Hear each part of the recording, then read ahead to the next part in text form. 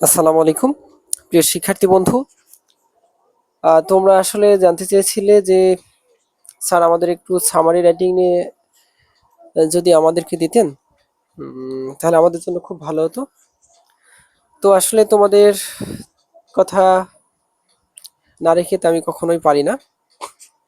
এজন্য আজকে আমি সামারি রাইটিং নিয়ে আহ, একটু আলোচনা করব, পাশাপাশি আমাদের রিটেন অংশ, আরো যে বিশেষ করে তোমার ডায়লগ, অ্যাপ্লিকেশন, হ্যাঁ, এরপরে ইমেল অথবা লেটার, এগুলো খুব ইম্পর্টেন্ট। তো এইগুলো নিয়েও একটু আলোচনা করে দিব, যেহেতু আমরা সামনে আমাদের পরীক্ষা এক্সাম স্টুডেন্টের জন্য খুবই গুরুত্বপূর্ণ, বিশেষ করে এই রিটেন পার্টটা।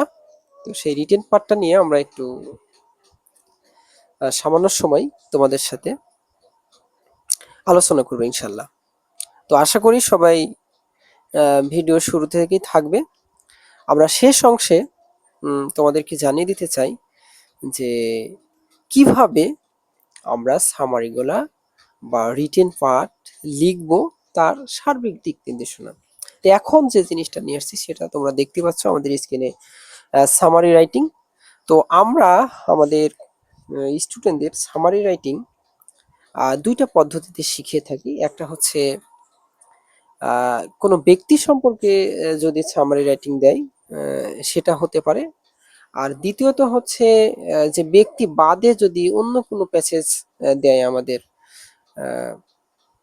ফার্স্ট পেপারে, তো তখন আমরা সেইভাবে লিখবো। তো আজকে আমরা যেটা নিয়ে আসছি তোমাদের সামনে সেটা হচ্ছে কোনো ব্যক্তি সম্পর্কে।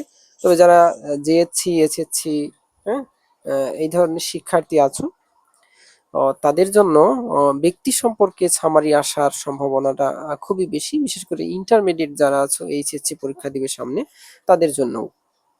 দেখো আমরা যে জিনিসটা শুরুতে নিয়ে আসছি সেটা হচ্ছে যে দ্য প্যাসেজ অ্যাবাউট, এই প্যাসেজটি এই যে ব্যক্তি সম্পর্কে দেখো লেখা আছে, এই যে ব্যক্তির নাম, মানে এখানে যে ব্যক্তির নাম থাকবে সেটা আমরা এখানে ইনপুট করব।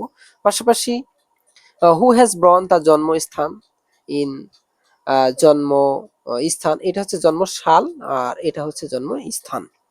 এরপরে হিজ অর হার, কারণ এখানে হিজও হতে পারে হারও হতে পারে, কারণ হচ্ছে যদি মেয়ে মানুষ হয় তাহলে আমরা হার ইউজ করব, আর যদি পুরুষ মানুষ হয় তাহলে সেক্ষেত্রে আমরা হিজ ইউজ করব।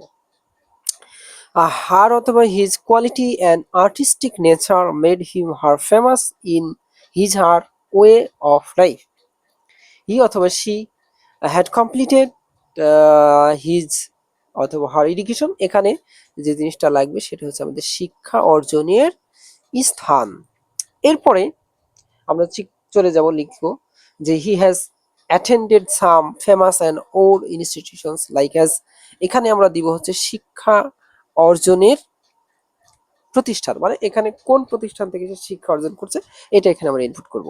এরপরে হি অথবা she never stopped discovering his or her quality and through his habit, এগুলো আমরা লিখে দিব। He has had contributed his her respective field, his her famous works আর, এখানে বিখ্যাত কর্ম মানে তার বিখ্যাত কাজ একটা লিখতে হবে। তারপরে আছে যে through his or her dynamic quality, he অথবা she had inspired us all the rest people of the world. এরপরে this great man অথবা woman of the time had died, মানে এখানে তার মৃত্যুর সাল এবং শেষে দিয়ে দেব মৃত্যু স্থান। আসলে আজকে আমরা বিস্তারিত এখানে আলোচনা করছি না, জাস্ট তোমাদের সুবিধার জন্য এটা আমি এখানে দিয়ে দিলাম। যাদের প্রয়োজন খাতা কলমে এই জিনিসটা লিখে নিবে, নিয়ে আমাদের যদি আরো বেশি বিস্তারিত জানতে চাও তাহলে আমাদের কমেন্টস বক্সে আমাদের জানিয়ে দিও, তাহলে আমরা আরো বিস্তারিত ভিডিও তোমাদের জন্য আনবো। আসলে এটা পুরোটা লিখে একটা প্যাসেজ কেন্দ্রিক লিখে আমরা এটা তখন আলোচনা করে দিব।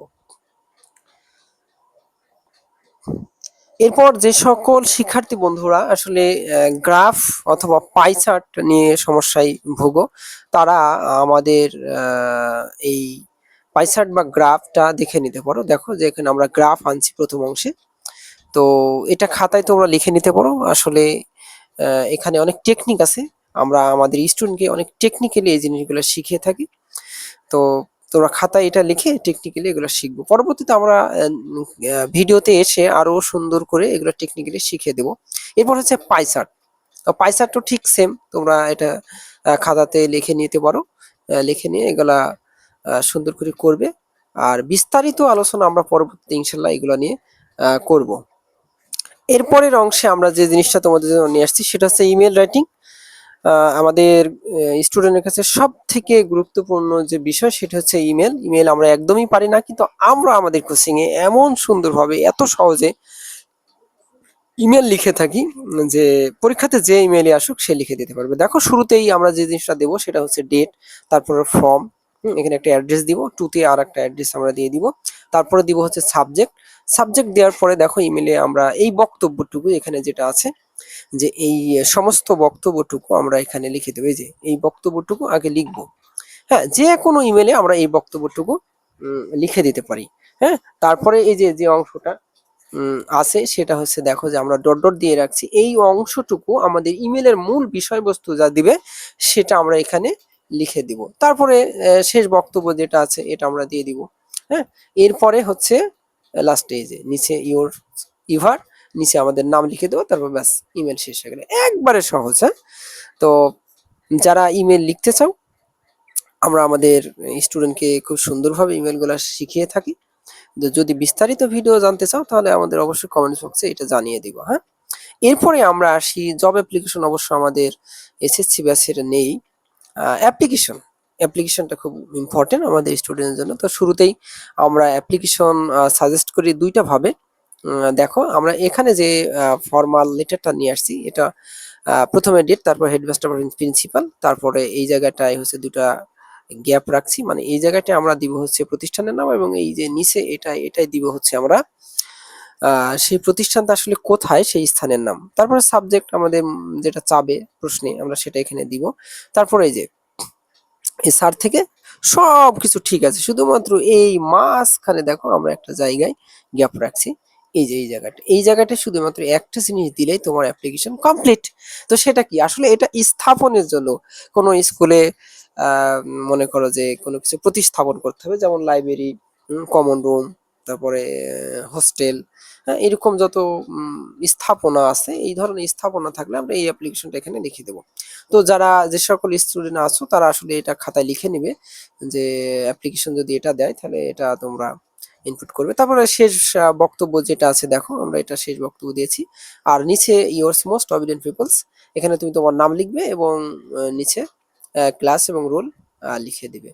তারপরে আমাদের ঠিক একই অ্যাপ্লিকেশনটা আমরা নিয়ে আসছি দেখো অন্যভাবে। যখন মনে করো যে স্থাপনা বাদে অনেক সময় অ্যাপ্লিকেশন হয়, সেই ধরনের অ্যাপ্লিকেশন এটা আছে। দেখো যে প্রথমে ডেট, তারপর হেডমাস্টার প্রিন্সিপাল দিবে, তারপরে এখানে প্রতিষ্ঠানের নাম এবং প্রতিষ্ঠানটি কোন জায়গায় অবস্থান করছে তার ঠিকানা। এরপর পেয়ার ফর পারমিশন টু, এটা হচ্ছে আমাদের প্রশ্নে দেওয়া থাকবে আসলে আমরা এখানে কি দিব সেটা এখানে ইনপুট করে দেবো ইনশাল্লাহ। তারপরে এই যে আমরা এখানে দেখো যে জিনিসটা নিয়ে আসছি এটা এখানে দিবা।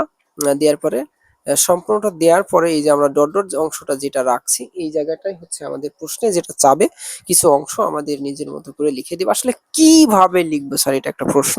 আসলে এটা আমরা আমাদের স্টুডেন্টকে আমাদের কোচিং এ শিখে থাকি। আমাদের যারা স্টুডেন্ট আছে আসলে তাদের এখানে একদমই সমস্যা হবে না। আর যারা আসলে এই ভিডিওর মাধ্যমে দেখে শিখতে চাও, তারা যদি আসলে শিখতে চাও তাহলে আমাদের কমেন্ট বক্সে জানিয়ে দেবে এবং আমাদের চ্যানেলটি সাবস্ক্রাইব করে রাখো। ইনশাল্লাহ আমরা পরবর্তীতে এই বিষয়গুলো নিয়ে বিস্তারিত ভিডিওতে আসবো ইনশাল্লাহ। তারপরে দেখো যে আসলে শেষ বক্তব্য যেটা আছে এটা দিয়ে দিবা। এই যে আমাদের এখানে শেষ বক্তব্য যেটা আছে যেটা দিবা, তারপরে তুমি তোমার নাম, রোল, ক্লাস এগুলো দিয়ে দিলেই তোমার অ্যাপ্লিকেশন শেষ। একবারে সহজ। তারপরে নিচে আসো, যাদের লেটার নিয়ে সমস্যা, ইনফর্মাল লেটার মানে চিঠি যেটা, তো শুরুতেই আমাদের ডেট এবং তোমার ঠিকানা এই জায়গাটা আমরা দিব। এরপরে হচ্ছে আমাদের যে লেটারের বক্তব্য, মূল বক্তব্যটা আগে এখানে দিয়ে নিবা। এই বক্তব্য যে কোনো লেটারের জন্য আমরা এটা ইউজ করতে পারি। আর এই যে নিচের অংশ যেটা আছে এই জায়গাটাই তোমাদের আসলে প্রশ্নে কি বলবে সেটার উপর ডিপেন্ড করে আমরা এখানে সেটা ইনপুট করবো ইনশাল্লাহ। তারপর আমাদের শেষ বক্তব্য যেটা আছে এটা দিয়ে দিব। দেওয়ার পরে নিচে তোমার নাম লিখে দিলি এনাফ। আর এই যে এখানে আমরা দেখো যে খামটা নিয়ে আসছি। তো এই খামটা অতটা গুরুত্বপূর্ণ বলতে একসময় এটা আমাদের দেওয়ার জন্য অতটা বাধ্যতামূলক না, তবে দিলে সব থেকে ভালো হয়, না দিলে সমস্যা নাই। তো শুরুতে এই যে ফর্ম মানে যে লিখছে সেই ব্যক্তি এখানে থাকবে, আর টু হচ্ছে আমি যার কাছে লিখছি তার নাম এবং ঠিকানা আমরা এখানে লিখে দেবো। এরপর আমাদের স্টুডেন্টদের জন্য সব থেকে ইম্পর্টেন্ট জিনিস সেটা হচ্ছে ডায়লগ।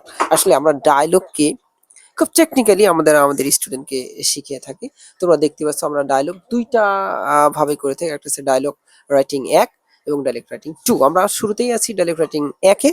তোমরা দেখতে পাচ্ছ যে আমরা এখানে কিছু ডায়লগের বিষয়বস্তু লিখে রাখছি। আসলে এই ধরনের ডায়লগ যদি আসে তাহলে আমরা এই ডায়লগটা লিখতে পারি, হ্যাঁ?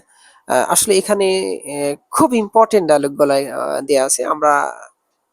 আমাদের অভিজ্ঞতা বলে যে আমরা এই ডায়লগ গুলাই আমাদের স্টুডেন্টের জন্য কমন, এগুলোর মধ্যে থেকে পরীক্ষা আসে, সমস্যা হয় না।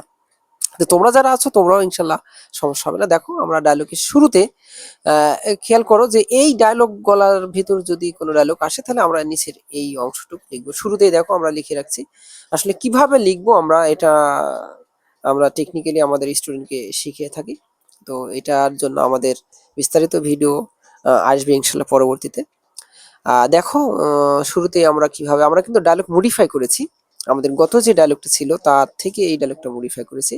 তো শুরুতেই দেখো কিভাবে লিখছি আমরা।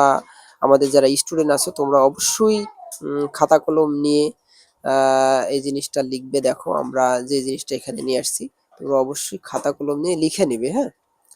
না লিখে নিলে আসলে হবে না। খাতা কলমে সুন্দর করে লেখো। এই যে আমরা এইখানে মাঝখানে দেখো যে আমরা রেখছি হচ্ছে ডট ডট করে, মানে ডট ডটের জায়গায় আমাদের ডায়লগে যে অংশটা দিবে সেই অংশটার বিষয়বস্তুগুলা আমরা এখানে লিখে দেবো। আসলে কিভাবে লিখবো তার বিস্তারিত গুলা আমরা আমাদের ক্লাসে আমাদের স্টুডেন্টকে শিখিয়ে থাকি। যদি কেউ অনলাইনে এই বিষয়ে জানতে চাই বা শুনতে চাই অবশ্যই আমরা এই বিষয়ে ভিডিও বানাবো। এটা গেল হচ্ছে আমাদের ডায়লগ 1। এরপরে হচ্ছে ডায়লগ 2। দেখো ডায়লগ 2 হচ্ছে সাধারণত আমরা বলে থাকি যে ব্যাড সাইডের আলোকে যে ধরনের ডায়লগ গুলো হয়ে থাকে। দেখো আমরা এখানে বেশ কিছু ডায়লগের অংশ এখানে অ্যাড করে দিয়েছি। তো এই ধরনের ডায়লগ যদি আমাদের মধ্যে আসে তাহলে আমরা ইনশাল্লাহ এই ডায়লগটা লিখতে পারি। তো কিভাবে লিখবো তার ডিটেলস আমরা এখানে দেখো দিয়েছি। যে শুরুতেই আমাদের যে কনভারসেশনটা শুরু হবে সেটা এখানে দিবা। দেখো প্রত্যেকটা স্টুডেন্টকে আমি বলছি যে আসলে এটা খাতা কলমে নোট করে নেওয়ার জন্য। দেখো কি সুন্দর করে আমরা এই ডায়লগটাকে এখানে আনছি। আমরা কিন্তু ডায়লগটা মডিফাই করছি অনেক সুন্দর করে। তোমরা অবশ্যই খাতা কলমে আমার ভিডিওটা দেখে লিখে নেবে, হ্যাঁ? আর লিখে নেওয়ার পরে আমরা এইগুলা বিস্তারিত আমরা আমাদের ক্লাসে আলোচনা করব। পাশাপাশি যাদের প্রয়োজন তারা অবশ্যই আমাদের চ্যানেলের সাথে থাকবে ইনশাল্লাহ। আমরা এই বিষয়ে বিস্তারিত ভিডিও তোমাদের জন্য আনবো ইনশাল্লাহ। তো প্রিয় শিক্ষার্থী বন্ধুরা, আজকে আমরা এই পর্যন্তই রাখলাম। পরবর্তীতে আরো হয়তো বা নতুন কোনো ভিডিও নিয়ে তোমাদের সাথে হাজির হব সেই প্রত্যাশা রেখে আজকের মতো এখানেই শেষ করছি। আসসালামু আলাইকুম।